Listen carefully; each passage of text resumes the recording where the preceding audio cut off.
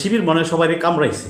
আর শিবির কি জিনিস এটা তো মানুষ চোখে দেখতেছে, শুধু দেখি না আমরা দালালরা, যারা আমরা শিক্ষিত দালাল, এই টোকাই সাগর মুরগি মিলন, এরা দেশের ক্ষতি করে না, ক্ষতি করে শিক্ষিত চোর বাটপার লুটেরা লেচ্ছররা। লজ্জা নাই এদের, বেশ্যার চেয়ে এরা অধম। বেশ্যারও একটা নীতি আছে।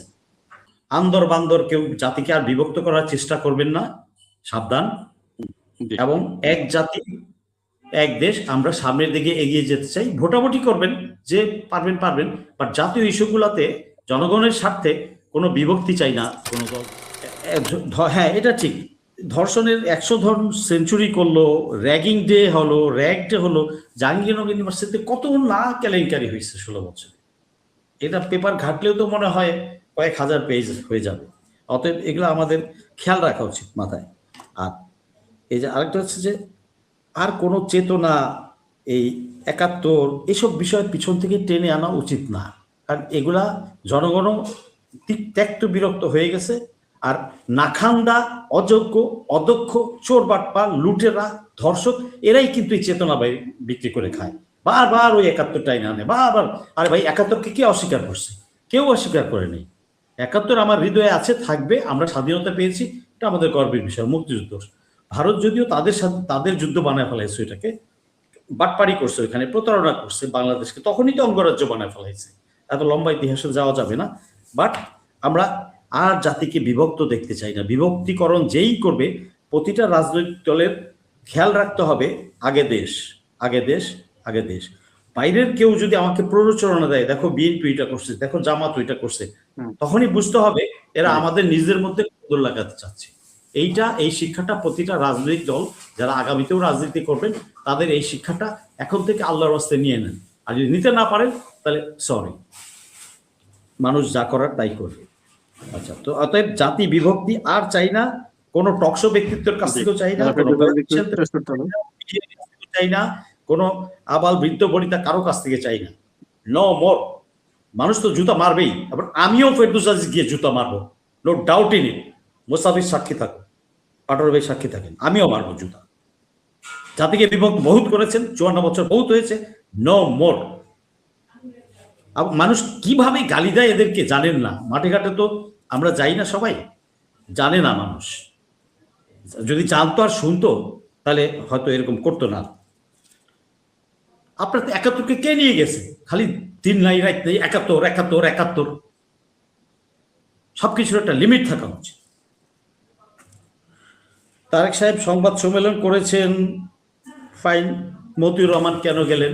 এই তারেক সাহেবের তো মনে রাখা উচিত, বিএনপির বিরুদ্ধে হেন কোনো কাজ করে নাই এই মৈত্যালু, প্রথম আলো, পিয়ালু আর দিল্লি স্টার, এরা মাহফুজা আনাম গং, আরো কয়েকটা।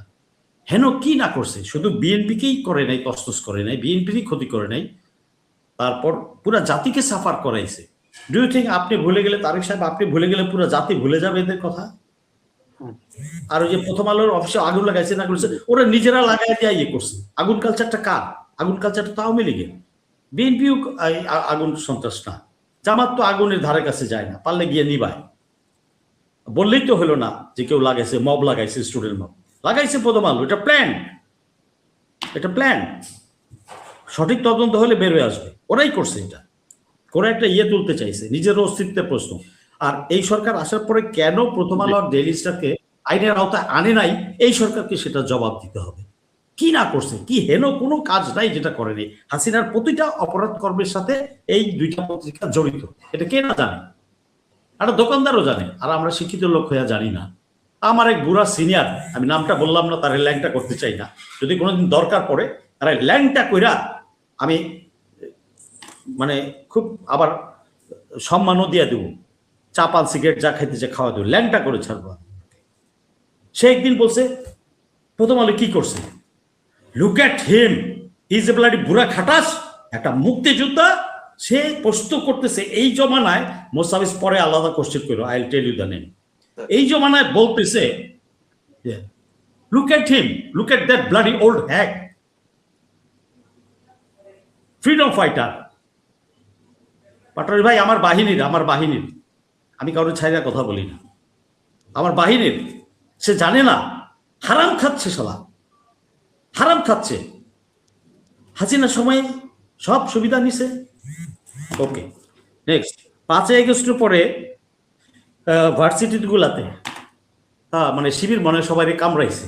আর শিবির কি জিনিস এটা তো মানুষ চোখে দেখতেছে, শুধু দেখি না আমরা দালালরা, যারা আমরা শিক্ষিত দালাল, এই টোকাই সাগর মুরগি মিলন এরা দেশের ক্ষতি করে না, ক্ষতি করে শিক্ষিত চোর বাটপার লুটেরা লেচ্ছররা।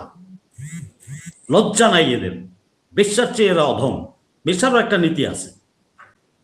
আচ্ছা, তারপরে আশা করি তারেক সাহেব শিক্ষা নিয়েছেন এবং নিবেন, এটা জনগণ প্রত্যাখ্যান করবে, এটা কোনো ডাউট নাই। মৈত্যালু আর এই যে দিল্লি স্টাফ এদেরকে ভারতীয় নগ্ন ধাবা, হ্যাঁ 54 বছর তো ভারতীয় নগ্ন ধাবা ছিলই, এটার ব্যাপারে কোনো ডাউট নাই। এবং ভবিষ্যতে আগামী প্রজন্ম, আমি হয়তো মরে যাবো, বাট আমাদের পরবর্তী প্রজন্ম বা বর্তমান প্রজন্ম এরা কোনোভাবেই এই নগ্ন ধাবা মেনে নেবে না।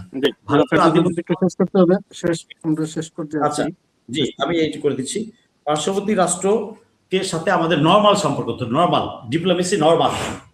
ভারত ছাড়া আমরা 1.5 বছর বেঁচে আছি না, ওরা এইটা দেয় না ওইটা দেয় না, বাণিজ্য কমাই দিচ্ছে, আমরা যাইনি চিকিৎসার জন্য টুরিস্ট হিসেবে। ওয়েল, আর আমরা ভালো চলতেছি।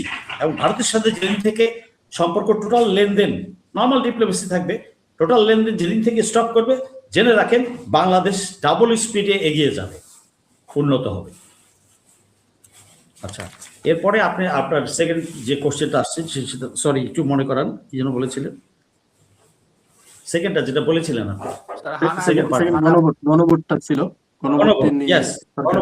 আচ্ছা গণভোটের হানা, এই যে হানার একটা লিস্ট দেখলাম, এখানে তো কারচুপি হয়েছে। এটা কে জন্য হয়েছে? আমাদের পলিটিক্যাল দলগুলোর জন্য।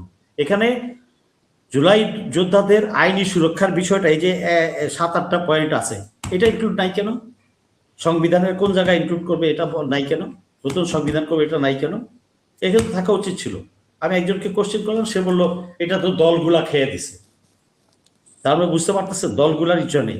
এই দলগুলা নেতারা মুক্তি পাইতো যদি জুলাই যোদ্ধারা জান না দিত, খালেদা জিয়া মুক্তি পাইতো, তারেক সাহেব দেশে আসতে পারতেন, আমি আপনি আমরা এবার কথা বলতে পারতাম।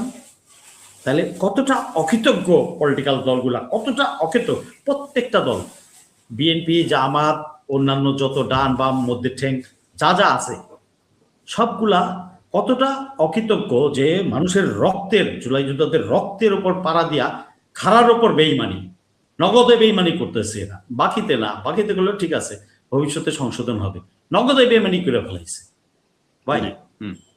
এই হানা ভোটে হা ভোট দিতে হবে, যাই হোক হা ভোট দিতে হবে, কারণ আমরা নতুন বাংলাদেশ চাই, আমরা সংস্কার চাই, আমরা সামনের দিকে এগিয়ে চাই, চেতনা বিক্রি করে নোংর খাওয়া খাবি।